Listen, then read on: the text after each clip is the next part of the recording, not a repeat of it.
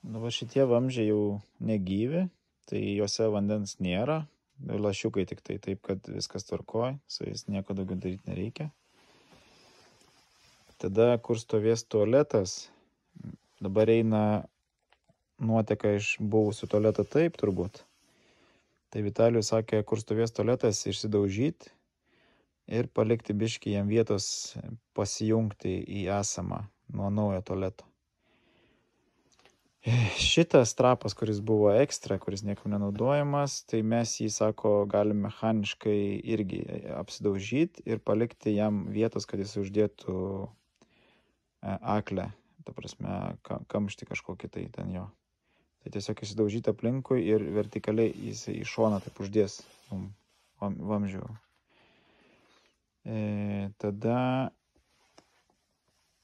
šičia mums reikia žinoti tiksliai trapą dušo, bet visas šitas šonas mes turim išsidaužyti, vamzdžiai jau nemaišo, išsidaužom, tai nuoteka kriaukliai ir nuoteka dušui.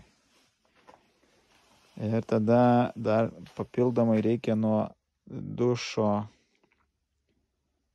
trapo prasivesti iki saunos trapo to mažiuko. Irgi pasidaryti štrabavimą.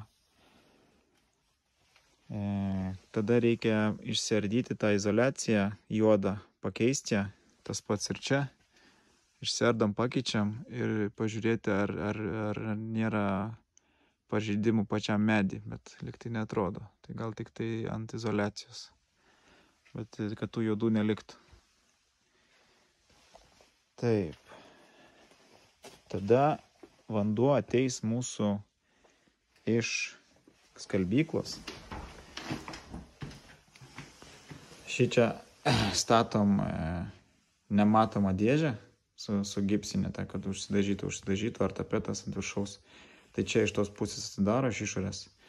Tai Vitalijus sakė, kad va čia per lubas mes nuo tos, kur yra boileris, ateisim čia ir žemyn su vamzdžiais į šitą. Čia kolektorius ir tada į kambarį mes visur pasiskirstom. Taip, kad reikės lubas perdaryti.